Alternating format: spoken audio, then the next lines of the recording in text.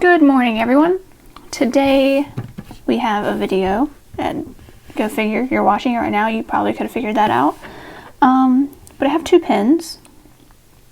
They look pretty similar, and I realize I sound probably kind of stupid talking about this. I'm a little late to this whole thing, which I guess is probably in the title. So yeah, we have a Lami 2000 and a Jinhao 80.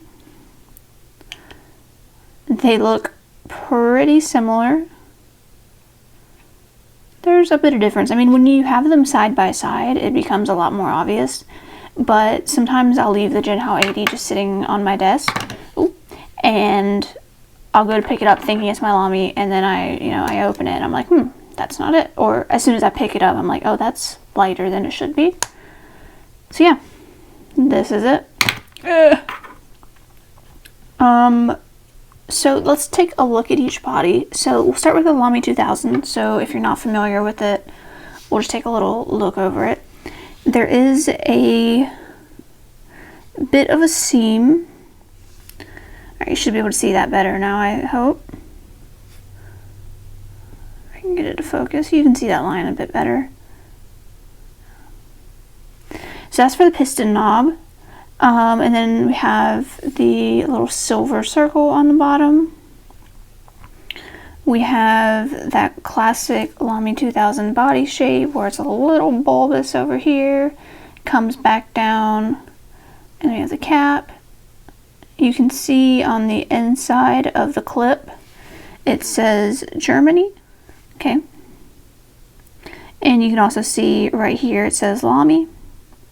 And then we have the reflective top end. And then once we uncap it, it's hard to do like that.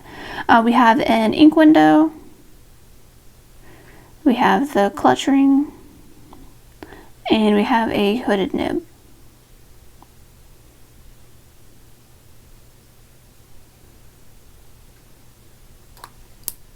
So taking a look at the Jinhao 80, it's noticeably lighter as soon as you pick it up. The body has a bit more texture than the Lami, though it does have the same kind of spring-loaded clip, though not nearly as smooth as the Lami, and it takes a bit more force for the Jinhao as well. Inside of the clip doesn't say anything, it says something down there. Let me see what that says.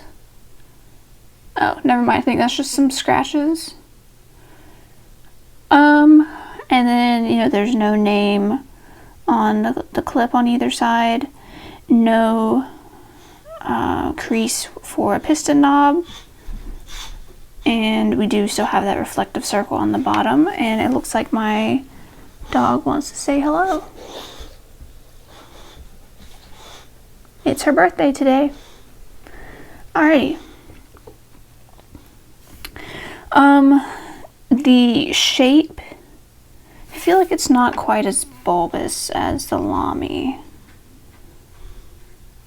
Yeah, I think it's got a slimmer taper than the Lami. And then the top isn't quite glossy. It's still a little shiny, but it's not like glossy like the Lami. And then the most obvious, it's got a snap cap and then a Lami Safari style nib. I do have a different nib for it coming from AliExpress, of course. Give that another week or two and hopefully you guys will see that as well. I got it with a fine nib. I believe that was the biggest option. And of course it has this metal ring, I guess, for the snap cap. That doesn't do anything, and instead of it being a piston filler, I guess it is still technically a piston filler, but piston cartridge. And it looks like ink has already gotten through the piston. Lovely.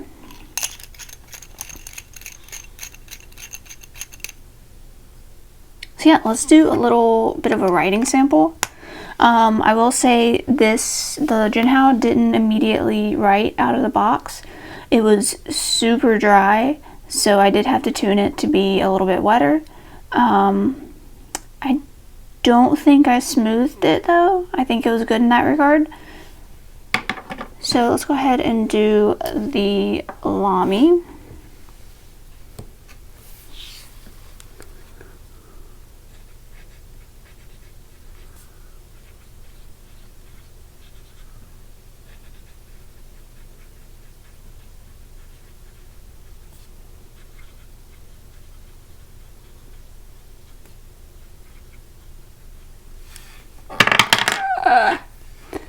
Okay, so you heard how loud that cap was. Let's do the same thing for the Jinhao. Well, let's get it. That was still decently loud too, but it just doesn't hold that same weight. And who is giving me all these notifications?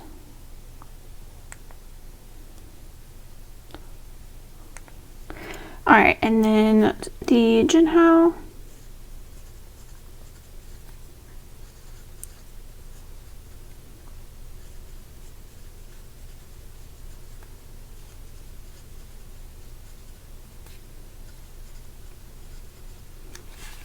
Interestingly enough, see if you can see, I am using my typical Rhodia paper.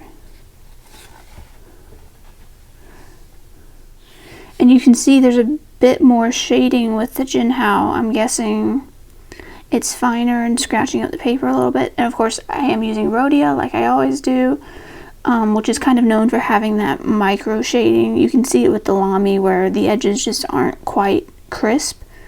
But I do love Rhodia for the really good shading.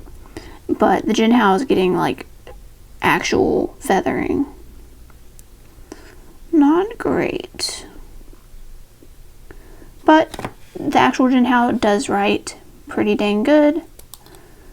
Oh, that's not it. See, I just picked up the Lami and called it the Jinhao. That's, I mean, if you're not thinking about it, it's really easy to get them mixed up. Or I'm just stupid, I don't know. I do love their little logo.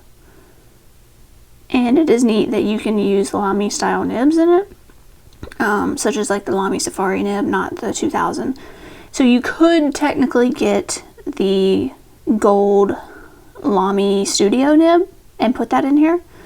But I think this pen is notorious for cracking. I've had it, I think, about a week so far. And I haven't had any issues, but I will definitely keep you guys updated. So yeah, thanks for watching. If you guys have any questions, let me know. See ya.